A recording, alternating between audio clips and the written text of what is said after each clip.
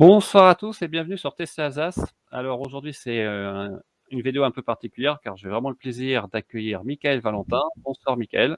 Bonsoir.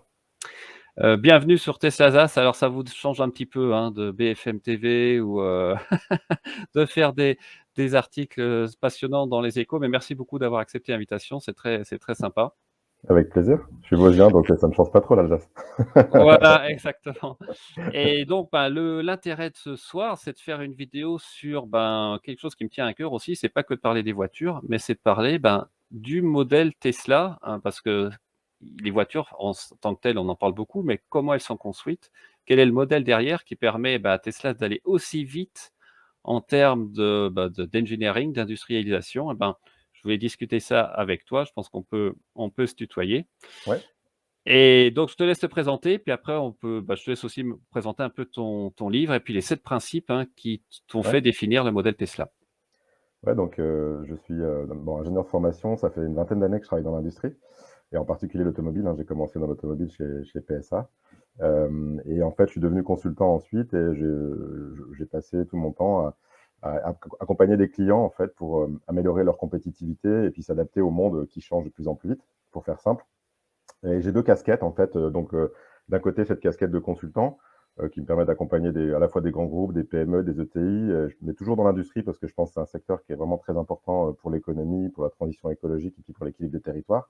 Puis par ailleurs, depuis 3 ans, j'ai une autre aventure qui est la création de startups. J'accompagne des startups qui naissent en fait pour faire du logiciel dans les usines, et donc pour accompagner aussi la compétitivité des secteurs industriels, mais d'une manière différente.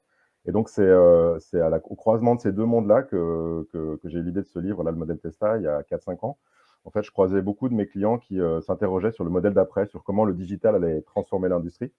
Et j'avais du mal à trouver des modèles existants dans l'industrie de transformation intéressantes dont on pourrait s'inspirer.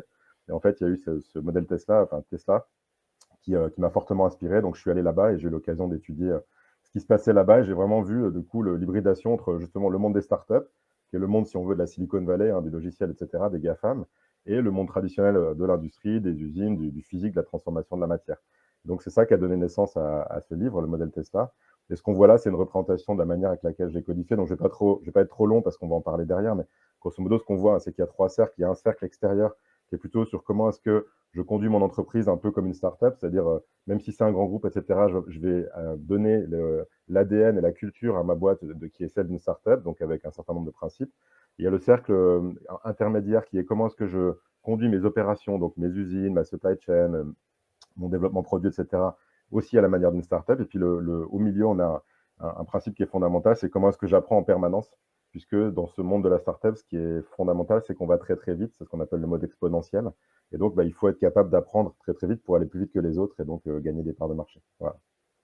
Super. Et je peux te faire une petite anecdote, c'est qu'on se rappelle peut-être de l'anecdote du PDG de Volkswagen qui avait invité à une réunion de managers ben, Elon Musk, hein, c'est quand même assez innovant, on va dire, et qui avait mis en exergue le fait que, par exemple, Tesla avait, en quelques semaines, réussi à reprogrammer son software pour adapter des nouvelles puces graphiques, puisqu'il y avait une rupture de chaîne de puces graphiques. Donc ça, c'est, je Ouais. crois, des exemples de la rapidité du modèle Avec Tesla. Java. Un autre exemple qu'il a cité aussi dans cette intervention, c'était le temps de production par voiture, qui est le temps total de valeur ajoutée hein, qu'on met sur la voiture quand on la fabrique. C'est donc les heures passées par les gens qui fabriquent la voiture. Dans le groupe Volkswagen, enfin au sens large, hein, on est autour de 20 heures pour faire une voiture électrique, et chez Tesla, on est à 10 heures. Donc voilà, donc on voit toute l'avance qu'a pris Tesla. En fait, la plupart des gens estiment que Tesla a 5 ans d'avance sur ses concurrents. Absolument. Alors, ce que je voulais faire aussi, avant qu'on rentre un peu plus dans le détail, c'est juste faire un petit récapitulatif, ben, où en est Tesla, au niveau de croissance, des ventes qui, vous allez voir, est assez assez remarquable et après on passera aux différents principes, hein, du teslisme comme tu dis, et puis si on a le temps, beh, on verra. Je voulais parler un peu aussi de la stratégie des constructeurs français qui est complètement en train de changer. C'est assez impressionnant là, ce que Renault et Peugeot sont en train de faire, même si on voit que, le président de Peugeot, fait des petites, interviews pour dire que bon, il y aura peut-être de la casse sociale. On voit qu'il freine un peu quand même, Ouais, c'est pour sûr. l'instant. Alors, oui, je vais juste refaire sa petite, aparté, voilà, que, ben, tu fais, pas mal d'interviews aussi dans des grands journaux économiques comme Les Échos, avec les secrets des cracks de l'industrie, où c'était intéressant, là où tu disais que bah, c'est pas que l'innovation qui fait qu'on réussit dans l'industrie, bah, c'est aussi l'hypermanufacturing dont on va parler juste après. Et donc pour juste montrer, voilà, les ventes de Tesla, je pense que personne n'aurait pensé, les constructeurs, classiques en 2012 que Tesla en serait là aujourd'hui en seulement 9 ans. 1 million de voitures, c'est pas si loin que BMW, c'est pas si loin que Audi en termes de vente, hein. Je crois qu'ils doivent être à 2 millions, 2,5 millions. Tesla est 1 million, quoi. Donc Ouais. c'est vraiment incroyable cette croissance exponentielle. Ouais, puis Juste un exemple. excuse-moi, Pierre, ce Ouais. qui est intéressant aussi, c'est la forme de la courbe. C'est-à-dire que le principe de l'exponentielle, c'est qu'on multiplie par 2 chaque année. Donc, en fait, si ça continue comme ça, l'année prochaine, ils sont à 2 millions, l'année d'après à 4 millions, l'année d'après à 8 millions. Donc, en fait, dans 3-4 ans, ils sont devant les premiers mondiaux, quoi. Devant même General Motors, Toyota, etc., quoi. Et ce qui est intéressant aussi, c'est que le prix de base, c'est pas des Dacia quand même, hein, c'est quand même Ouais, des valeurs des produits à forte valeur ajoutée. Bon, c'est quand même autour de 36 000 – 37 000 € et malgré ça, on voit qu'il y a une croissance exponentielle, donc la demande est là, c'est clair. Au niveau des ventes de France, je vais juste montrer en septembre, même s'il y avait le biais du fait que, bah, il y avait le shortage, on va dire le manque de pièces, de processeurs notamment, bah, la Model 3 était la première en termes de vente en France en septembre. C'est quand même incroyable, devant Renault, devant la Clio, devant la Peugeot 208 ou la Sandero. Et un autre exemple aussi du changement, bah, de mentalité aussi dans certains pays qui commence aussi en France, hein, puisque je crois qu'on n'est pas loin de 10 de ventes électriques et hybrides, sur l'année 2021 par rapport à peut-être à 1 ou 2 les années d'avant. C'est en Norvège où on est à plus de 65 de ventes de voitures électriques, full électriques. Donc ouais. il y a un clairement changement de paradigme là. Il y a un autre chiffre, je ne sais pas si tu l'as, celui-là, Pierre, qui est aussi très marquant, c'est qu'en Chine, en 2021, il s'est vendu 57% de voitures électriques ou hybrides. 57%, c'est-à-dire qu'en Chine, ils ont plus de voitures électriques ou hybrides qui se vendent que de voitures thermiques maintenant. Alors que c'est le plus gros marché mondial, hein, c'est 20 millions de Oh, voitures par an, hein. ah non, je savais pas, ouais, c'est monstrueux. Donc on voit qu'il y a et alors en plus, je pense que la Chine derrière, heu, promeut largement, Ouais, les véhicules à faible émission. Vu le niveau de pollution qu'ils tout à fait. ont, ça compense. Alors, maintenant on va s'attaquer au cœur du sujet, l'hyper-manufacturing. Est-ce que tu peux nous en parler un peu plus et surtout faire la comparaison avec le modèle Toyota qui est peut-être toujours une référence dans certains aspects, en termes de qualité notamment? Comment on a pu changer de tels, modes d'industrie là en quelques années? Ouais. Alors déjà, bon, hyper manufacturing, pour avoir une image un peu en tête, c'était très bien la petite intro que tu nous as mis avec les images de ce qu'on appelle les gigafactories là. On voit bien ces usines incroyables là qu'est en train de faire Elon Musk. En gros, pour faire simple, hein, c'est de se dire qu'on va fabriquer des usines à la vitesse à laquelle va une startup. Donc c'est en gros à toute vitesse et des usines qui sont très très puissantes, très très qui sont où les process sont très massifiés, qui sont très agiles en fait, où on va avoir une certaine traçabilité dans les process et où on va tout piloter en temps réel grâce au digital. Donc ça, c'est ce qu'on voit quand on rentre dans une usine de Tesla, qui est assez impressionnant. Donc c'est une espèce d'hybridation du monde de la startup et de l'usine. Et Et là, pour je montrais ouais, juste l'usine de Berlin qui est en train de se construire aussi, à grande vitesse, mais s'il y a des petits problèmes de produits, mais on voit que c'est le même modèle que celui de l'usine de Shanghai, quoi. c'est ça, c'est pareil que Shanghai. Et ce qui est impressionnant, c'est que ces usines-là, ils les fabriquent en à peu près 1 an et demi, en fait. Et c'est des usines, c'est des investissements de plusieurs milliards, c'est jusqu'à 5 milliards d'euros. Donc, c'est des énormes investissements qui vont aussi très, très vite à se construire. Mais tu me posais la question de l'historique. En fait, pendant 50 ans à peu près, le monde industriel a suivi un modèle qui était ce qu'on appelle le modèle Toyota ou le toyotisme, qui était un modèle qui a inspiré les industriels parce qu'il permettait de fabriquer ce qu'on appelle en juste à temps, donc de faire le produit au bon moment avec le bon niveau de qualité sans que ça coûte trop cher grâce à tout un tas de principes et notamment un certain esprit de rigueur et puis aussi ce qu'on appelle l'amélioration continue, c'est-à-dire qu'on va capitaliser sur toutes les forces de l'entreprise, sur tous les opérateurs, tous les gens d'entreprise pour améliorer. C'est-à-dire qu'on ne va pas, comme était le Fordisme, se dire que c'est les ingénieurs qui décident et les autres appliquent.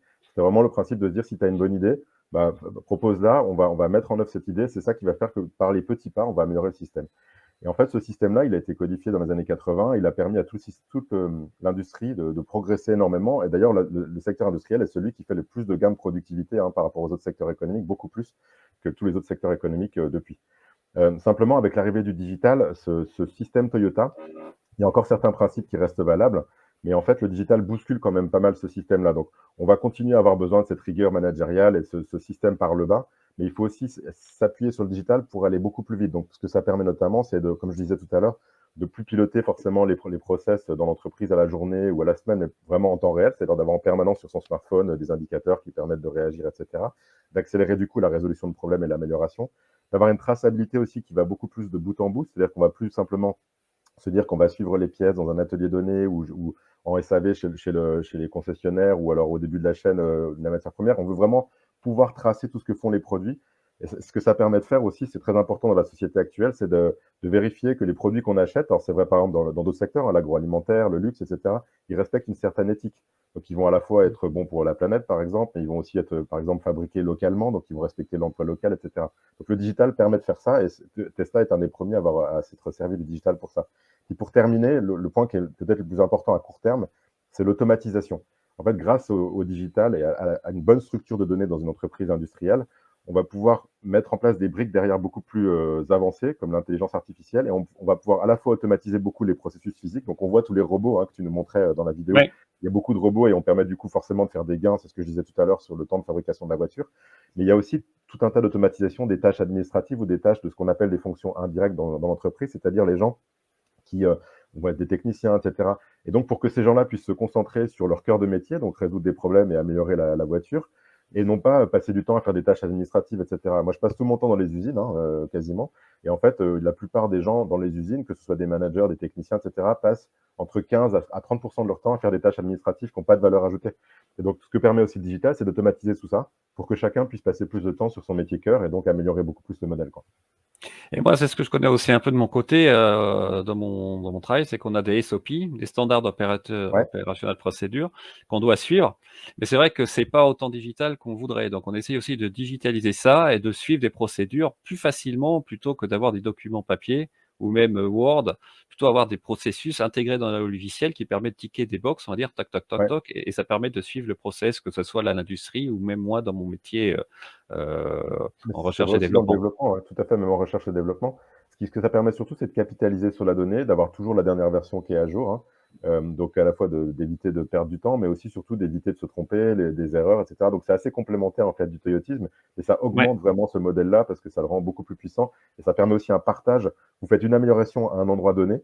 Quand vous êtes une grosse entreprise, toutes ces grandes entreprises, vous avez tout un tas d'unités opérationnelles. Donc, si quelqu'un améliore un process à un endroit donné, vous avez envie que tout le monde en profite. Grâce au digital, aujourd'hui, vous faites une amélioration à un endroit de la planète, tout le reste de l'entreprise, dans la seconde qui suit, doit pouvoir en profiter. Donc, c'est vraiment exponentiel aussi dans ce sens-là. C'est de l'amélioration qui va être vraiment exponentielle. Absolument. Donc voilà, là, je pense que ça donne une bonne petite idée de l'hyper-manufacturing. Hem, un autre sujet qui est très passionnant, c'est le software hybridation. Donc on voit qu'en fait, je vais peut-être mettre la petite vidéo là enfin je la mettrai après, c'est qu'on pense souvent que la Tesla, c'est des ordinateurs sur roues, ce qui est vrai, hein. Je pense qu'au départ, c'est vraiment le software qui compte. Mais là, Mm. ce que tu dis aussi dans ton livre, c'est que, bah, ce que tu viens de dire aussi, c'est que le digital, il est pas que dans la voiture, c'est aussi tout le process de fabrication qui utilise le digital. Ouais, bah, ce qui est intéressant, c'est que c'est dans donc la voiture et son architecture, tu en as parlé, qui est qui ressemble à un ordinateur et qui est aussi pensé vraiment comme un smartphone. C'est-à-dire qu'il y a un système d'exploitation et tout, là où les autres constructeurs ont plutôt tendance à séparer les composants les uns des autres, donc sont très silotés, en fait, et donc c'est difficile de faire des montées de version de voiture si vous séparez les composants. Mais c'est aussi ce que je disais, effectivement, les process sont très digitalisés et l'organisation elle-même, elle est vraiment tournée de la même manière qu'est structurée la donnée, c'est-à-dire autour de l'architecture de la voiture. Ce qui permet de faire ce qu'on voit un petit peu là sur l'écran, c'est-à-dire des montées de version de la voiture très fréquentes. Mais quand on parle avec les autres constructeurs, ou moi j'ai l'occasion de bosser aussi avec les autres constructeurs, c'est quelque chose qui paraît simple, mais qui est très complexe, parce qu'en fait, Mmh. la voiture, on ne se rend pas compte, hein, il y a tout un tas de systèmes dans une voiture, entre les freins, le, la climatisation, la direction, il faut géolocaliser la voiture, il y a tout un tas de données dans une voiture, et en général, dans une boîte industrielle, toutes ces fonctions-là sont très séparées, ce qu'on appelle silotées. Donc, chacun gère ses propres données. La grosse force de Tesla, c'est que toutes ces données-là sont centralisées. Et du coup, quand on va faire une mise à jour de la voiture, ben, on va faire toute cette mise à jour d'un coup. Et on va avoir une voiture qui s'améliore dans son cycle de vie. Donc, quand vous avez une Tesla, ben, vous avez régulièrement des montées de version, ce qu'on appelle des features, hein, comme sur un smartphone, comme sur un iPhone. Mais ça, c'est lié aussi à l'organisation de la boîte elle-même, en fait. Parce que derrière le rideau, il y a une organisation qui permet de faire ça et qui est vraiment centrée sur l'architecture du produit et sur l'architecture du process, quoi. Alors là, par exemple, c'est un exemple concret, moi, bon, je fais beaucoup de vidéos là-dessus, sur les mises à jour de la voiture parce que chaque fois alors pas tout le temps, mais de temps en temps, on a quand même des nouvelles fonctions. Souvent, c'est Ouais, des optimisations qu'on voit pas, hein, soit corriger des bugs aussi. Là, voilà, la version V11 sur les Tesla, il y a un affichage complètement différent, il y a une nouvelle police de caractère. Les menus ont été refaits, on peut drag and drop certaines fonctions, on peut les changer en bas, comme sur un smartphone exactement. Bon, alors après moi, il y a des petites choses que j'aime pas trop dans la V11, mais c'est vrai qu'il y a c'est un peu moins fonctionnel pour certains clics, on va dire, mais ouais, n'empêche que voilà, ça s'améliore tout le temps, ouais. et ça, c'est quasiment unique pour l'instant au niveau automobile. Je connais pas encore d'autres constructeurs qui font autant de Non. mises à jour Bah, en fait, de leur écran quoi, ouais, d'informations. c'est unique parce que pour la raison que je disais tout à l'heure, c'est que techniquement, c'est compliqué à faire quand on a des voitures qui ont une architecture qui est ancienne, alors que Tesla a fait son architecture en la pensant dès le début comme ça, très intégrée aussi, parce qu'il y a beaucoup de choses qui sont intégrées chez Tesla, qui sont sous-traitées chez les autres constructeurs. Et aussi un point dont on n'a pas parlé depuis le début, qui est que en fait, ce qui fait la différence chez les GAFAM, etc., tous ces gens qui sont très forts pour faire des applications, c'est d'être en empathie avec l'utilisateur. Donc, comment est-ce qu'on fait un produit que les gens adorent? C'est en ayant un produit sur lequel on récolte en permanence des données sur le comportement des gens. Et donc, en fonction de ce comportement, on va pouvoir l'améliorer pour que les gens l'aiment de plus en plus. Et en fait, vous vous en rendez pas compte, mais quand vous avez une application sur votre smartphone, vous êtes régulièrement sujet à des tests. C'est-à-dire qu'ils prennent 10% des utilisateurs, ils testent une nouvelle fonctionnalité. Si les gens sont contents avec cette fonctionnalité, hop, ils la déploient sur tout le monde. Et alors là, dans la V11, tu vois, il y avait quelque chose qui ne te plaisait pas, par exemple. Donc, peut-être que tu étais sur un bêta test ou pas. Mais en tout cas, ça veut dire que la majorité des gens, c'est des fonctionnalités qui leur plaisent parce que dans la façon dans laquelle ils l'utilisent, ça va leur plaire. Mais c'est pas dramatique non plus s'il y a des choses qui, à un moment donné, ne plaisent Bien pas, parce sûr. que comme on peut faire la version d'après, en fait, il y a vraiment cette notion de continuité, d'amélioration en permanence du produit lui-même, en fait. Donc, par rapport à Toyota qui était sur améliorer le process, là, on peut même améliorer le produit au fil de l'eau, quoi. C'est hyper intéressant. Absolument et par exemple, il y a aussi des mises à jour, on peut avoir des options, on peut augmenter la puissance de sa voiture. Ça s'appelle C'est ça. l'option boost. Alors maintenant Volvo le fait aussi sur ses véhicules électriques. Par exemple, par une mise à jour on the OTA comme on dit, on the air, on peut mettre Ouais, à jour sa Volvo, on paye et on gagne, c'est ça. 50-100 chevaux. Heu, on peut aussi avoir, bah, on en parlera aussi sûrement, la fameuse conduite autonome, Ouais. avec la reconnaissance des panneaux, l'arrêt au stop, au feu rouge. Bon, en Europe, c'est quand même pas les États-Unis, mais ça progresse pas mal aux États-Unis. Et ce que je voulais mentionner aussi, c'est que, bah, ce software hybridation, je pense que un des exemples les plus concrets qu'on voit aussi en dehors de Tesla, c'est Peugeot qui a fait Mmh. cet accord énorme Ouais, avec Amazon pour ouais. plusieurs milliards de dollars, ce qui montre bien, bah, que le software, c'est aussi la clé, quoi. C'est clair, hein, et d'ailleurs, c'était une des peurs et c'est toujours le cas de l'industrie allemande depuis une dizaine d'années. C'est pour ça qu'ils ont lancé un concept qu'ils appellent l'industrie 4.0. C'est qu'ils ont vu les GAFA arriver dans l'industrie et ils ont vu que les GAFA, notamment Amazon, avaient avant ça, révolutionné tout un tas de secteurs, hein, ce qu'on appelle disruptés. Donc ils sont venus sur le marché du livre, après ils sont venus sur tout un tas de choses. Maintenant, ils font même des vidéos, ils vont même faire du nucléaire, enfin, ils font tout un tas de choses. Et donc, les constructeurs allemands se sont dit: «Comment est-ce qu'on fait pour, se protéger de ça?» Parce qu'on sait que la valeur d'une voiture, ce sera de plus en plus le logiciel, en fait, parce que à terme, quand la voiture sera autonome, on va aller faire ses courses dans sa voiture, on va peut-être échanger ses voitures dans la journée, prêter sa voiture à quelqu'un qui va nous monétiser ça. Enfin, il y aura tout un tas d'autres fonctionnalités qu'on n'a pas encore. Et donc, du coup, ce cœur de voiture, c'est un peu comme les smartphones, ça intéresse énormément les GAFA parce que c'est des marchés potentiels gigantesques. C'est plus seulement la Mmh. mobilité, c'est tout un tas d'autres choses. Donc oui, il y a Stellantis avec Amazon, il y a Renault avec Google, il y a Apple qui, on a parlé à un moment donné je crois que c'était Kia, le Oui. coréen. Enfin, voilà, donc il y a tout un tas d'accords qui sont en train d'être menés. Et du coup, il y a vraiment cette rivalisation aussi entre les GAFA et les constructeurs classiques. Et puis d'ailleurs, les GAFA investissent aussi beaucoup dans l'automobile, hein, dans des startups, comme Amazon a D'accord. investi dans Rivian, par exemple, qui est un Américain. Au départ de Tesla, il y avait Daimler qui avait investi dans Tesla. Enfin voilà, c'est hyper intéressant. Absolument. Et il y a des sacrés, enjeux là, hein. D'ailleurs le système, j'espère que je pourrai tester la nouvelle Renault Mégane E-Tech. Le système Google est pas mal, hein. Alors ils ont copié pas mal le système, d'une certaine façon Tesla, Ouais, mais l'interface est assez fluide parce que tout est aussi ce qui est remarquable chez Tesla, c'est la fluidité de oui, l'interface qui est vraiment ouais. extraordinaire et donc quand on compare avec d'autres voitures, bon bah, ça fait un peu ça fait un peu mal pour les autres voitures, honnêtement, pour l'instant. Mais là, avec Google, on voit que ça progresse quand même, hein. Non, c'est sûr, ça fait un peu l'effet, moi je dis souvent quand on monte dans une Tesla du moment où on avait tous nos smartphones, tu sais, à l'époque, dans le début des années 2000, en fait, en fait, les Nokia et cetera et où on est passé au smartphone, quoi. On est passé sur le premier iPhone. C'est vrai que c'est un peu le sentiment qu'on a quand on rentre dans une Tesla, quoi. Exactement, et là, c'est vrai que plus le système intégré, on en parlera peut-être aussi des superchargeurs qui permettent de voyager Ouais, partout, en Europe ou aux États-Unis, où là aussi, c'est aussi un gros plus. Alors le story making, c'est un des autres, principes que tu détailles, et j'aime bien, cette expression que tu dis, je lis un petit peu là dans ton livre, Elon Musk est un doer, c'est-à-dire quelqu'un qui fait, si je traduis. Ouais. Il appelle régulièrement lui-même les meilleures universités pour détecter les étudiants qui ont les meilleures notes et les recevoir personnellement. On a du mal à voir le président de Peugeot ou de Renault faire ça. Ouais, Ça montre un peu quand même l'implication et on pourra en parler aussi parce que tu as des exemples dans l'entreprise elle-même qui va sur le ouais. terrain et il va remplacer des ingénieurs quoi, quand ça fonctionne pas, c'est dingue.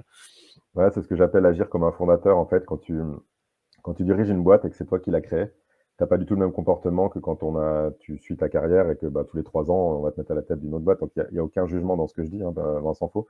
Mais simplement, du coup, tu as pas le même comportement. Et donc ce comportement-là, c'est un comportement d'essayer de comprendre les problèmes dans un niveau de détail fin et il est lié à la vision. C'est pour ça que j'appelle ça story making. Story, c'est bon, c'est de l'anglais tout ça, mais story, c'est pour dire c'est quoi ma vision, quelle est l'histoire que je raconte à la société, pas pour avec mon entreprise, qui est pas seulement une histoire économique, mais qui est bien au-delà de ça. Et making, ça veut dire que comme je suis un patron qui est pas seulement un patron gestionnaire, mais je suis un patron qui fait aussi, bah, je vais faire. Et donc, je vais faire avec les équipes. Donc, en permanence, moi, quand j'étais là-bas, il passait, je l'ai vu hein, à l'action, il va vraiment être toujours sur le problème du moment. Donc, dans une startup, il y a énormément de problèmes à régler, bien entendu. C'est pas un long fleuve tranquille, loin s'en faut. Et d'ailleurs, il dit lui-même qu'il faut prendre des risques et que c'est normal que tout ne marche pas. Mais du coup, il va aller aider à chaque fois l'équipe qui est sur la difficulté. Donc, quand il y avait la Model X avec ses porte-papillons, bah, il allait aider les équipes qui étaient sur les porte-papillons parce que c'est la difficulté produit du moment. Moi, quand j'y étais, c'était la montée en cadence de la Model 3 qu'il n'arrivait pas à Mmh. faire. Bah, il était sur le terrain dans l'usine cette fois pour aider cette montée en cadence parce que les lignes étaient un peu trop robotisées, donc ils n'arrivaient pas à faire repartir la ligne. Donc il y a vraiment ce côté faire. Et en fait, il est associé à la vision, qui est une vision aussi qui va au-delà du monde automobile. Tu parlais des superchargeurs. En fait, la création de Tesla, la mission de Tesla, c'est d'aider à la transition énergétique, pardon, d'accompagner la transition énergétique. Et donc, ça veut dire que c'est à la fois la mobilité, donc c'est des voitures, mais c'est aussi fournir de l'électricité. Donc, c'est pour ça qu'il y a plus de 3000 superchargeurs dans le monde qui fournissent l'électricité aux voitures. Donc, c'est vraiment une vision complète, en fait, d'un modèle de mobilité et de fourniture d'énergie qui va permettre de passer à quelque chose de plus vert que ce qu'il y a aujourd'hui. Et par exemple, je relis un petit exemple là où il met j'ai l'impression qu'il met aussi la barre des fois très, très haute, hein, vis-à-vis au sein de ses équipes donc on pourra en parler aussi un peu après, c'est qu'il y a l'esprit start-up, il y a le dynamisme, on va dire, l'innocence, peut-être au départ, de la jeune pousse qui monte, mais de l'autre côté, il faut quand même, délivrer comme on dit, par exemple, l'exemple que je lis là, c'est qu'un ingénieur, il travaillait sur le pare-soleil de la Model S et il a dit: «Je veux qu'on trouve la voiture qui a le meilleur pare-soleil du monde et que l'on développe un mieux». Donc Ouais. c'est clair qu'il y a pas de c'est vraiment pas c'est blanc, enfin, c'est pas blanc ou noir, mais on a vraiment l'impression que les objectifs sont très élevés, quoi. Bah, il y a un niveau d'exigence qui est très élevé, donc et il y a effectivement des freins du coup au modèle, on en parlera après peut-être, mais qui sont liés à ça. Après l'autre, si on prend le côté positif de ça, ce que ça fait, c'est que ça attire aussi les meilleurs parce qu'en fait, alors ils reçoivent à peu près 500 000 candidatures par an, hein, ce qui est énorme parce qu'au départ, il Oh! était que dans la Silicon Valley. Donc à côté de lui, il y a Apple, Google et cetera, donc il est dans un environnement, où il y a beaucoup de compétition. Bon maintenant il est aussi à Berlin, il est aussi à Shanghai, donc il est dans différents endroits, mais il reçoit beaucoup de candidatures parce que justement, les gens qui le rejoignent, ils sont mus par cette passion-là. Donc, c'est cette espèce de vision, de mission auquel ils croient. Donc, quand j'étais là-bas, j'étais vraiment surpris par ça, en fait, parce qu'en France, c'était il y a 4 ans, il y avait beaucoup de Tesla bashing, Mais beaucoup de ça marchera pas, l'électrique, de toute façon, ça marchera pas, machin, machin, voilà. Et j'arrivais là-bas et en fait, j'ai vu que des gens qui étaient super mus par leur mission, qui croyaient à fond. Et du coup, c'est pour ça que je parle d'esprit startup. C'est moi, je passe mes journées aussi avec des startupeurs, puisque je contribue à créer des startups. On retrouve ce côté-là, ce côté j'y crois, je mets toute mon énergie, du coup, je suis à fond. C'est plus qu'un boulot, c'est en fait quelque chose où j'ai une certaine forme de passion, quoi. c'est une sorte de Donc, mission presque, ouais, c'est c'est ça ça. Il y a une mission, il y a de la passion, du coup, donc avec les plus et les moins, parce qu'il y a aussi évidemment des côtés négatifs, comme tu disais. Mais on retrouve ce côté-là, un peu passion, qui est, on n'est pas seulement là pour, entre guillemets, travailler, faire des tâches, mais on contribue à quelque chose, quoi. absolument. Alors, c'est une belle transition puisqu'on parlait de start-up, le start-up leadership. Ouais, Comment, Elon Musk, manage, on va dire, je fais beaucoup d'anglicismes, mais maintenant c'est un peu comme ça, dirige son entreprise ouais, avec une fois une vision qui à la fois en interne et aussi beaucoup en externe, parce que c'est ouais. clair il inspire, beaucoup de personnes, hein. Je crois que c'est une des caractéristiques d'Elon Musk, c'est-à-dire qu'on a l'impression qu'il a fait des projets, jamais on ne pensait que ça marcherait. Par exemple, c'est, Ouais, les fusées SpaceX là qui décollent et après qui se reposent. je pense que personne n'aurait pensé que c'était possible. Donc, c'est ça qui subjugue aussi un peu les gens, qui doivent créer aussi de la jalousie, c'est ou à Rallye-sur-Mars, par exemple, c'est un autre projet. Il a fait une rupture, peut-être aussi dans la manière de penser, c'est-à-dire aller vraiment à un niveau qu'on n'imaginait pas. Ouais. Non, mais alors, sur ce que tu disais là, j'ai une petite anecdote, je sais plus qui l'a dite, mais c'est un grand penseur de la Silicon Valley là. Il disait faire une startup, c'est comme sauter d'une falaise et construire un avion en même temps qu'on est en vol Ah ouais! pour être sûr qu'on va atterrir, voilà, pour pouvoir décoller. Donc c'est un saut dans le vide. Donc oui, effectivement, tous les paris qu'il a pris, en général, les gens n'y croient pas au départ. Et donc ça montre en fait à quel point c'est important d'avoir cette force de conviction et d'avoir une mission forte qui nous tient. Et c'est ça c'était ce que je disais avant. Sur le côté leadership, ce qui est intéressant dans ces boîtes-là, c'est que et c'est pas vraiment un choix idéologique, c'est plus une adaptation en fait au monde dans lequel on est et à la vitesse à laquelle ça va. C'est que on a un mode de management qui est quand même assez horizontal et qui fait que tout le monde peut parler à tout le monde. Donc il y a tout un tas de règles en fait dans ces boîtes-là qui disent par exemple si vous êtes dans une réunion que vous avez l'impression de ne pas apporter de valeur, juste quitter la réunion. Euh, Si vous avez besoin d'envoyer un mail à quelqu'un qui n'est pas de votre service, vous pouvez le faire. Vous pouvez écrire à n'importe qui, même à votre N+2, N+3, N+4. Ah ouais, La seule chose qui compte, c'est que ça aille vite et que vous soyez clair sur pourquoi vous faites ça, etc. Et donc, ce qui change fondamentalement la conception de l'entreprise et l'organisation d'entreprise. Et j'ai parlé aussi à des sous-traitants de mmh. Tesla et de SpaceX, et il me disait, c'est intéressant, quand on bosse avec Tesla, c'est pas du tout pareil que quand on bosse avec les autres. Déjà, en général, on a un seul interlocuteur qui est le chef de projet Tesla, il a beaucoup de responsabilités. Donc, un peu comme une startup, en fait, il y a peu de personnes qui gèrent chaque truc, chaque chose, mais les personnes sont très incentivées, ont beaucoup de responsabilités. Et du coup, ça va beaucoup plus vite. Il n'y a pas toutes ces côtés barrières, Oui. frontières où on doit discuter. Quand on est, bon voilà, moi j'ai commencé chez un constructeur auto et j'aime beaucoup les constructeurs auto français. Voilà, donc il n'y a aucune critique dans ce que je dis, mais à chaque fois qu'on doit traiter un sujet, on est tout de suite 15, 20, etc. Responsable d'une petite partie de la voiture ou du process. Chez Tesla, c'est beaucoup plus une personne responsable d'un ensemble et donc aussi incentivé là-dessus. Donc si ça marche pas, il est responsable, mais du coup, ça permet d'aller beaucoup plus vite, quoi. Et tout est pensé comme ça. Et chez Amazon, c'est pareil d'ailleurs, hein. Chez Amazon, il y a la règle des 2 pizzas, c'est-à-dire que, en gros, une bonne équipe, c'est une équipe qui doit pouvoir se nourrir avec 2 pizzas. Donc en gros, c'est 6-12 personnes. Et après, ce qui est important, c'est surtout l'interface qu'on met entre ces équipes pour que ça fonctionne bien. Et dans cette équipe-là, on a pas mal de marge de manœuvre pour innover. Et par contre, l'interface qui elle, est très liée à la structure de données, elle est beaucoup plus standardisée, ce qui permet à l'entreprise de bien fonctionner, quoi. Très bien. Ah oui, donc on voit, que ça change quand même par rapport au modèle classique d'entreprise où on a un processus de décision, on va dire, Ouais, plus, vertical. c'est Alors, ça. je connais, certaines, entreprises où ça change aussi. Il y a un mode de management beaucoup plus horizontal et on laisse beaucoup plus d'esprit et enfin, de prise de risque aussi Oui, aux managers. Hem, alors, Men in Machine Learning, c'est aussi une des clés de Tesla, c'est se former en continu, et j'ai vu, oui, alors je lisais un peu aussi dans le livre, se former en continu et apprendre en boucle courte pour marier l'intelligence de l'homme et celle de la machine au quotidien. Alors c'est très ouais. intéressant aussi ce concept. Ouais, en fait, il y a une étude du World Economic Forum là, qui est sortie il n'y a pas longtemps qui montre que si tu prends la somme des heures travaillées dans le monde, si tu veux, dans toutes les entreprises, en fait, en 2018, on avait à peu près 75% des heures qui étaient faites par des hommes et 25% qui étaient faites par des machines, que ce soit des robots, des Mmh. ordinateurs, etc. Et en fait, à partir de 2025, ce sera 50-50, c'est-à-dire qu'il y aura autant d'heures travaillées qui seront faites par des machines que d'heures travaillées par des hommes. Donc c'est ni bien ni mal en fait, c'est un fait qui est une évolution en fait qui est liée à tout ce qu'on peut faire grâce à l'automatisation. Et donc l'idée c'est comment est-ce que je m'adapte le plus possible à ce monde-là pour continuer à avoir des métiers intéressants pour les hommes parce que moi je suis intimement persuadé qu'il y a encore besoin des hommes et de l'intelligence des hommes. Simplement c'est plus exactement les mêmes compétences dont on aura besoin puisqu'il y a tout un tas de tâches qui seront automatisables. Et attention, il ne faut pas se tromper, c'est pas forcément les tâches les plus manuelles qui vont être les plus automatisables.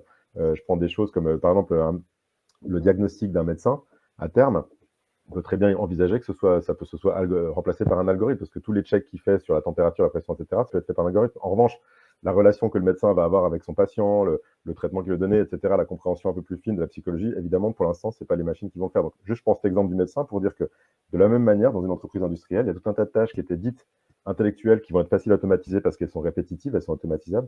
Et par contre, les hommes vont se concentrer sur les tâches qui sont plus liées à de l'empathie, aux relations interpersonnelles, qui vont être de résoudre des problèmes complexes, par exemple. Donc voilà, donc du coup, c'est important de s'adapter à ça. Et pour bien s'adapter à ça, bah, il faut avoir une structure de données qui est bien pensée. Et puis, il faut avoir pensé une organisation qui permet de faire ce qu'on a dit avant, c'est-à-dire d'être agile, de s'adapter aux changements, de se former en permanence. Donc, voilà, ceux qui sont les plus en avance, il n'y a pas que Tesla, hein, mais Oui, il y a plein d'autres entreprises. Mais ils mettent le paquet là-dessus, sur la formation, sur recruter des nouveaux talents aussi, parce que ça fait du bien aussi d'avoir Ce qui change un peu par rapport à avant, c'est que avant, on grandissait dans les grands groupes industriels plutôt par l'expérience. Donc, plus on vieillissait, plus on avait des postes à responsabilité. oui, Aujourd'hui, avec le digital, ça casse un peu ces codes-là parce qu'il y a des gens de 25 ans qui ont codé depuis qu'ils ont 13 ans et en fait, ils en savent beaucoup plus qu'une personne de 40 ans. Je suis bien placé pour en parler, j'ai 45 ans. Donc, je vois des jeunes de 25 ans qui sont beaucoup plus performants que moi sur plein de choses. C'est pas un problème en fait, mais ça veut dire qu'il faut aussi adapter l'organisation parce que ces gens-là, il faut qu'ils aient leur place et puis il faut pouvoir capitaliser sur leur talent, quoi. oui, oui, absolument. Moi, je connais ça bien aussi, en recherche et développement avec l'intelligence artificielle. Voilà, exactement. Dans le diagnostic notamment, les dermatologues et cetera, ça va révolutionner, mais ça n'empêche pas le procé à la fin, c'est la personne qui décide, bah, c'est toujours Bien le sûr, médecin ou le spécialiste. heureusement. Mais ça fait gagner oui et ça fait gagner du temps, c'est clair. En plus, c'est alors je peux montrer par exemple en illustration, parce que cette intelligence artificielle, bon, il y a des algorithmes derrière, mais maintenant, on en a un process de deep learning où la machine aussi apprend par elle-même. C'est pas on a Oui, l'impression que des fois on code et puis on refait le code pour que ça marche mieux. Non, non.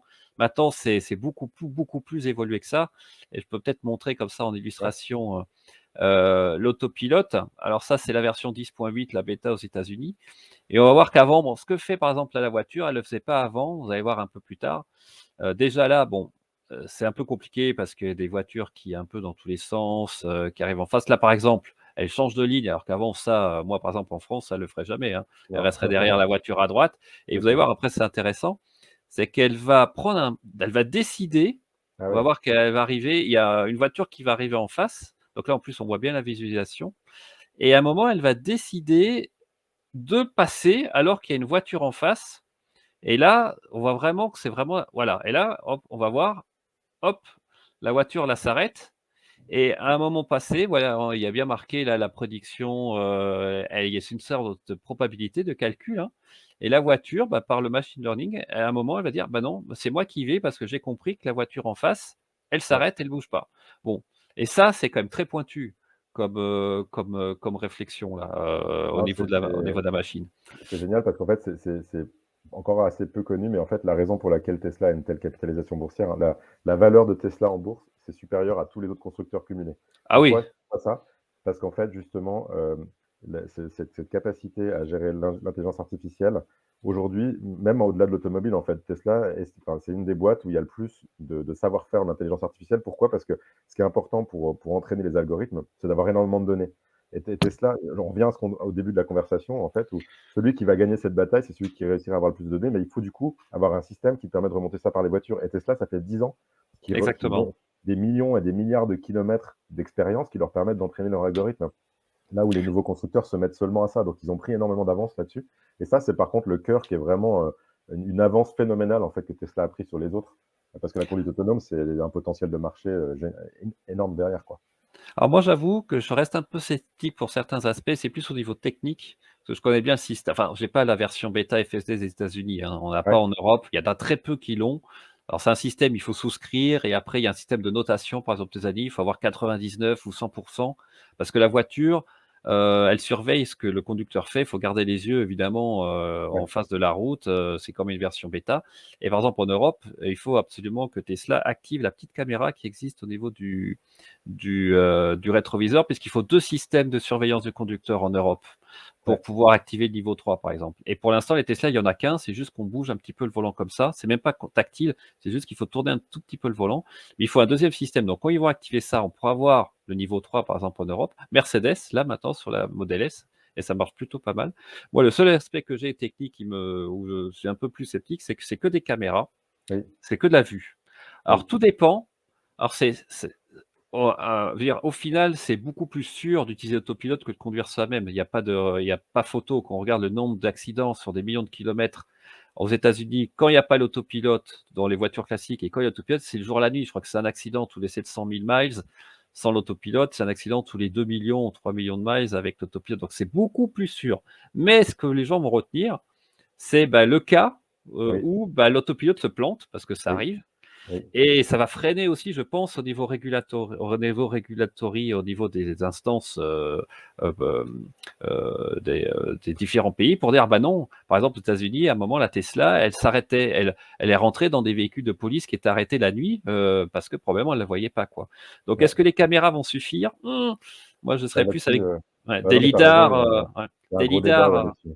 Ouais. et Il y a un débat sur lidar ou caméra, donc moi, je suis pas assez voilà. technique, mais effectivement, lui, il a pris le pari de dire que Lui, il qu'il a y avait pris pas appareil besoin que de les caméras. Donc après, c'est le ouais, niveau d'exigence qu'on veut. ouais, Ça marchera mieux que l'homme, mais est-ce ouais, qu'on veut, si on veut vraiment que ça marche beaucoup mieux que l'homme, alors peut-être qu'il ouais, faut au niveau technique aller plus haut, mais bon, on verra bien. Mais ouais. c'est vrai que ça marche déjà Mais tu d'une as manière raison, ceci remarquable. dit, le vrai blocage, il est plus, légal, hein. Pour le Voilà, fait techniquement, on pourrait aller assez vite, mais en fait, légalement, c'est sûr il y a plein de questions, qui se posent, qui sont compliquées, quoi. Quand il y a les un accident, qui est responsable? assurances, Du coup, est-ce que c'est voilà, Tesla? Est-ce que c'est l'assurance? Est-ce que c'est le conducteur? Est-ce que c'est la voiture? Enfin, c'est vraiment dans le cas d'accident et puis même, les arbitrages, en fait, de la voiture, quoi. Si l'accident est inéluctable, qu'est-ce qu'elle fait? Est-ce qu'elle écrase quelqu'un ou est-ce qu'elle fonce dans la voiture à gauche? Enfin, il y a plein de cas qui sont complexes, ouais. absolument. On accepte, en Mais fait, quand c'est l'homme qui s'est trompé, mais qu'on accepte moins quand c'est une machine, donc voilà. voilà, exactement. Et je pense que c'est pour moi là le point d'achoppement, pour Tesla, Ouais, où peut-être que, bah, ils seront un peu plus frileux, dire: «Bah, moi je suis désolé, je préfère le système Mercedes avec des lidars parce que ça voit mieux la nuit, et cetera, et cetera». On verra bien. Mais en tout cas, ouais, c'est sûr que ça progresse bien et moi je l'utilise beaucoup l'autopilote, sur les autoroutes notamment, et quel confort, c'est incroyable. Et ça m'a probablement aussi aidé dans, je peux le dire, hein, dans certaines occasions où, j'étais pas assez attentif, j'étais bien content que l'autopilote était là, quoi. Donc ça a bien fait son rôle aussi. Hem, alors peut-être finir, pour la troisième partie où je voulais parler un peu où en étaient les constructeurs français, parce que là aussi, hein, c'est un peu la grande révolution. Donc il y a Renaulution, hein, côté Renault. Alors voilà, là j'ai pris des captures d'écran, des mmh, présentations sur le web où j'ai mis en souligné, j'espère qu'on voit bien, un peu, bah, ce côté hyper manufacturing qu'on disait: «Temps de développement d'une voiture réduit d'une année entière». Leadership technologique en matière d'électrification et de services connectés, on voit quand même que, bah, oui, ça reprend un peu des bases, des principes de hyper manufacturing d'une certaine ouais, façon et puis de software hybridation. ouais, Heu, hem et j'ai aussi, voilà, donc les différentes plateformes, donc là, bon, il les services connectés Google, évidemment, et puis on a le côté Stellantis aussi. Alors là, c'est aussi intéressant, où on voit, bah, que ça soit Renault ou Peugeot, en 2030, je crois qu'ils ont dit: «Nous, ça sera que des véhicules électriques qu'on produit, quoi». Mais ouais. 2030, c'est demain. Je veux dire, au Bah, niveau ouais. industriel, ça paraît loin, mais en fait, c'est incroyable le Non, c'est sûr, changement qu'il faut. la transition, elle est maintenant, du coup, puisque vu les cycles industriels, c'est maintenant qu'il faut changer. Mais oui, en fait, c'est le régulateur, hein, qui impose ça, parce que l'Europe, a posé Ouais, je sais plus si c'est 2030-2035. La Chine, ils ont déjà quasiment basculé parce que c'est très compliqué d'immatriculer une voiture qui est pas électrique, en ville, dans les villes chinoises, donc du coup, ils sont complètement basculés. Et les US, ça prend un peu plus de temps, mais ils vont y aller aussi. Donc oui, c'est sûr que tous les gros constructeurs sont en train de faire cette transition et c'est pas si simple que ça à faire, hein, parce que du coup, en fait, c'est les Chinois qui ont commencé, parce que ouais, les Chinois, ils se sont dit: «On n'arrivera jamais à concurrencer les Américains et les Européens sur le thermique, ils ont 50 ans d'expérience, c'est fini». Et en plus, ça tombait bien parce que c'était enfin, la Chine est quand même très polluée dans les grandes villes, Shanghai, Pékin, et cetera. Donc, ils ont fait un plan, comme on connaît les Chinois, hein, un plan sur 5 ans. Ils se sont dit: «OK, nous, à fond voiture électrique». En plus, les terres rares, elles sont chez nous, donc, eux, c'est super aligné, quoi, la stratégie industrielle avec le fait de faire la voiture électrique. Donc on s'en rend pas compte, mais il y a 45 des voitures électriques vendues dans le monde qui sont vendues par des Chinois aujourd'hui. Donc quand ils vont sortir, pour l'instant, ils restent en Chine, mais quand ils vont mmh, sortir, ça va faire mal. ça va Mais faire mal. du coup, ils ont impulsé ça et puis après, ben, tous les autres pays, se sont mis à suivre aussi parce que pour des raisons, environnementales. Mais oui, Alors un ça exemple aussi, c'est Renault qui va changer complètement, je crois que c'est l'usine qui fabriquait des moteurs thermiques, c'est Cléon? Je sais plus où Cléon, ouais.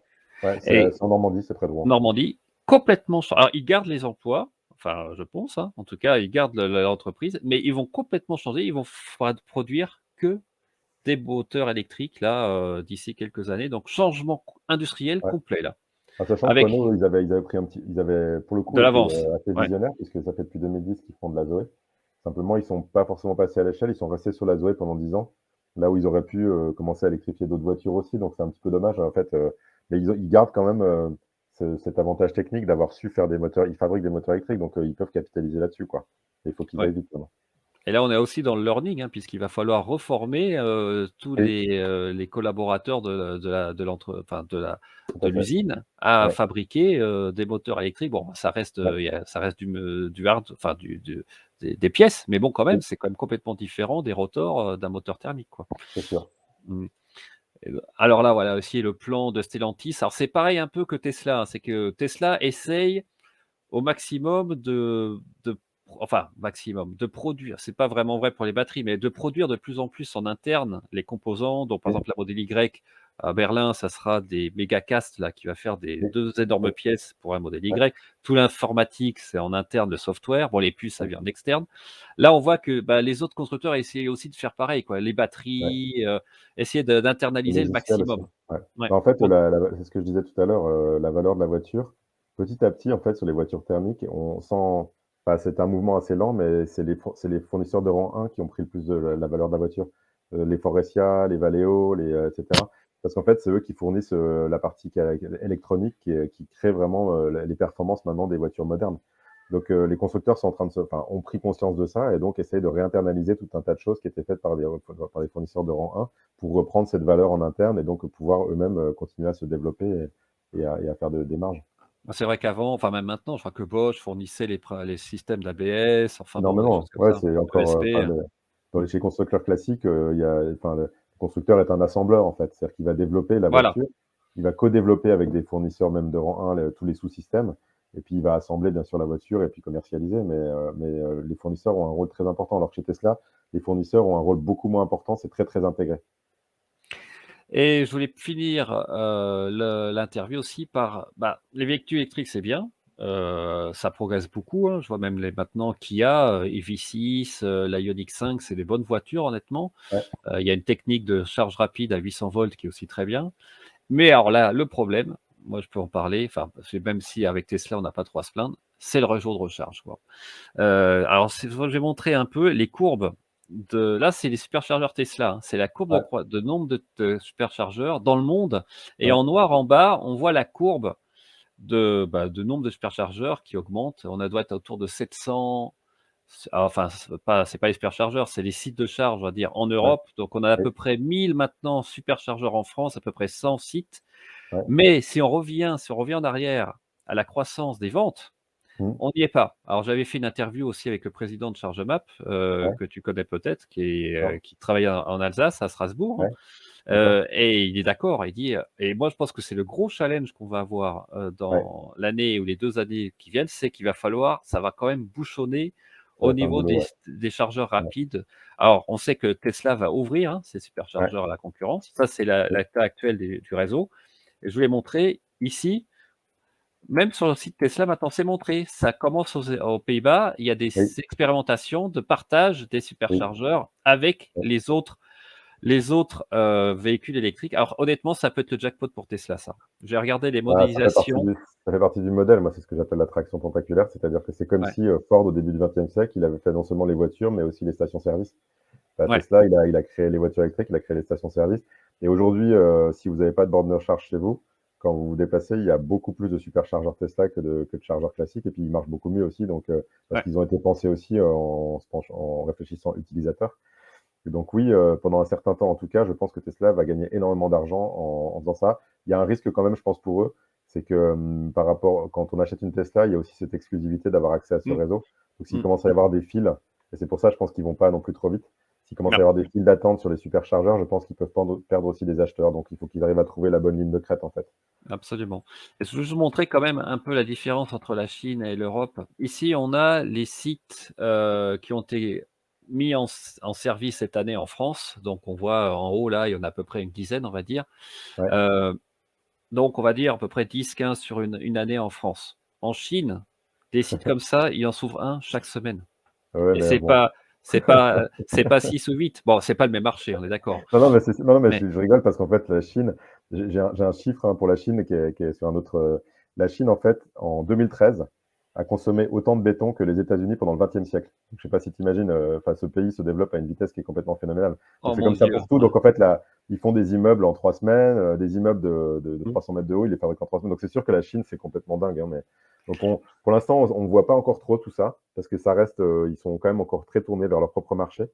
Mais c'est ce que je disais tout à l'heure, hein, quand les constructeurs chinois de voitures électriques vont arriver en Europe et aux États-Unis, ça risque de faire mal. Donc j'espère que nos constructeurs se sont transformés avant. Oui, absolument et là, je vous montrais, voilà, bah, c'est l'usine à près de Shanghai qui va fabriquer 10 000 superchargeurs par an, hein. Ouais, V3, pas principalement pour le marché chinois, mais Ouais, on imagine quand même que voilà, et donc ça va être quand même être la clé pour moi, c'est qu'il y a la transition électrique, mais il faut par exemple en bah Norvège, oui, ils ont réussi à gérer ça, les superchargeurs. ouais, En France, si on regarde ce rythme-là, vous voyez, pour 2022, on en a 3 prévus pour Tesla, c'est pas assez, c'est quoi. pas énorme. Ouais, c'est non, non, c'est sûr. Il va falloir accélérer. Bah, le Donc problème, c'est qu'on n'est pas encore un gros marché pour Tesla, en fait, en France. ouais. Malheureusement, en Europe, il y a les Pays-Bas qui sont largement devant, la Norvège aussi, l'Allemagne, donc la Suisse même. Donc la France, pour l'instant, est pas encore complètement prioritaire. Mais bon, espérons que Non, ça mais va s'accélérer. ça Ouais, ouais, et puis j'avais aussi vu que Stellantis va faire un réseau Atlante ou Atlanté, je sais pas comment on dit, dans le ouais, sud, la partie sud de l'Europe, avec beaucoup, beaucoup aussi de superchargeurs. Donc, ils bah, sont tant mieux, aussi, très bien. c'est un peu l'équivalent de Ionity avec, D'accord. Volkswagen, Audi, Mercedes, Kia, qui progressent pas mal, mais bon, ça manque encore. Ça va l'année prochaine, parce que moi je regarde bien sur les réseaux, Ouais, notamment sur Facebook, on voit, je vais sur les différents réseaux, que ça soit Tesla ou les autres, propriétaires de véhicules électriques, on voit que ça commence à coincer pour les jours de grands, ouais, ouais. déplacements, sur Ionity par exemple, près d'ici, là à Metz, c'est l'enfer quoi. Il y a 4 stalls, ils Non, attendaient c'est 1 clair. heure, 1 heure pour pouvoir charger parce que ça Non, suffit non, pas 4 stalls. c'est horrible. Donc du coup, faut avoir l'autre solution quand on est propriétaire de voiture électrique, c'est d'essayer d'avoir une borne de recharge, semi-rapide chez soi, si Voilà. possible. Et puis après, il y a un chiffre, hein, qui montre ce que tu dis là au niveau mondial, c'est qu'en 2021, en 2020, pardon, les voitures électriques représentaient 3% des ventes, de toutes les voitures dans le monde. En 2021, c'était 8%. Donc le nombre de voitures électriques a plus que doublé. En fait, là, la voiture électrique, on est vraiment sur le début d'un cours de l'exponentielle. Dans 3-4 ans, ce sera probablement 40% de voitures électriques qui seront vendues sur l'ensemble du marché. Donc, tu as raison, ça va forcément bouchonner si les réseaux suivent pas, quoi. Mais bon, s'il y a aussi un marché, ça commence à être rentable, hein. J'ai vu un article qui disait que ça y est, ça commence à être rentable, donc il y a Fastned aussi qui se met en France. Par Ouais. contre, le prix, faut pas croire que ça sera plus économique de rouler en électrique par rapport à un véhicule Non, à thermique, terme, hein. ça va. Non, non, à terme, c'est sûr que ça va augmenter, hein. C'est parce que C'est, de toute façon, le prix de l'électricité augmente, puisqu'il y a plus de vraies bonnes solutions. Le nucléaire augmente et toutes les énergies renouvelables sont plus chères. Donc, c'est sûr que les prix de l'électricité vont plutôt avoir tendance à monter dans les années qui viennent. Donc, en plus, comme la demande va exploser, ça va faire encore augmenter les prix. Donc, oui, non, ça, à terme, je pense pas que ça sera plus rentable que la voiture thermique pour le propriétaire. par contre, c'est vrai que quand on y goûte, je sais pas si tu as déjà conduit, bon je Oui, pense, avec j'ai une l'électrique. Tesla, ouais. J'ai une Ah bah Tesla, voilà, ouais. le plaisir de conduite est incroyable Ah bah, quoi. c'est ça qui Donc, fait pour moi toute la différence, c'est sûr, mmh. c'est incroyable. Parce qu'on parle, et au niveau sécurité passive, c'est parmi les meilleures voitures au monde aussi. Donc il y a Ouais, tout. C'est que sécurité active, c'est quand même très fort, avec l'autopilote qui marche quand même plutôt bien dans la majorité des cas. ouais, Sécurité passive, c'est exceptionnel au crash test. Plus, le plaisir de conduite, les performances, ça à un niveau de prix, quand on regarde ce que fait la concurrence en thermique, honnêtement, je c'est comprends clair. que en Allemagne, eh ben, il y a beaucoup de gens qui ont des Volkswagen qui finissent par acheter Tesla, quoi, hein. Ouais, ouais, tout à fait. Et voilà. Super. Bah, écoute, je pense que je vais pas te retenir trop longtemps. Ça fait déjà 48 minutes qu'on parle, mais le temps passe vite. Mais je pense que c'est vraiment passionnant. Je pense qu'on a Merci fait le à toi. tour. Ouais, Je peux, juste conseiller à mes abonnés et ceux qui nous suivent d'acheter ton livre qui a maintenant un peu d'années, mais qui est vraiment passionnant et qui met voilà et comme on peut peut-être finir avec ce mot-là, c'est que le modèle Tesla s'applique à plein d'autres entreprises. On le dit tu le dis aussi dans ton livre, Mars, enfin il y a plein d'autres ouais, entreprises qui reprennent ces principes, hein. ouais, tout à fait et on essaie de les appliquer au quotidien, dans mon métier, dans le reste de l'industrie parce que moi je pense que c'est très important qu'on ait une industrie forte en Europe, il en va de plein de choses, de notre souveraineté, de la transition écologique, de l'équilibre entre les villes et les campagnes, enfin voilà. L'industrie, c'est un peu mon secteur de cœur. Oui, absolument. Tout en gardant comme un bon équilibre entre, l'augmentation de la vitesse au niveau de l'industrie, C'est mais il ça, faut pas que ça se fasse au détriment aussi des collaborateurs parce que bien sûr. j'ai l'impression qu'il met une bonne pression quand même Elon Musk à ses équipes, quoi. Non, mais en Donc, fait, là-dessus, je pense qu'en Europe, on a la chance d'avoir un système social qui est beaucoup mieux pensé que le système américain. Donc, faut pas qu'on copie bêtement tout ce que font non. les Américains. Et je pense qu'on a on a notre système à inventer qui soit une sorte de modèle Tesla, mais à l'européenne, en fait. Et qui soit un système qui soit respectueux des personnes, effectivement, qui laisse sa chance à tout le monde et la chance à tout le monde de rebondir, bien sûr. C'est clair. Absolument. Bah, écoute, merci beaucoup. Ce que je vais faire, c'est que je vais mettre le générique, de fin. Je pense que je vais remettre, l'intro Tesla et puis je te propose qu'après on fasse juste un tout petit débriefing de quelques minutes et je te remercie encore Merci à toi, Pierre. et puis, eh bien, à bientôt sur Tesla Zas. Au revoir.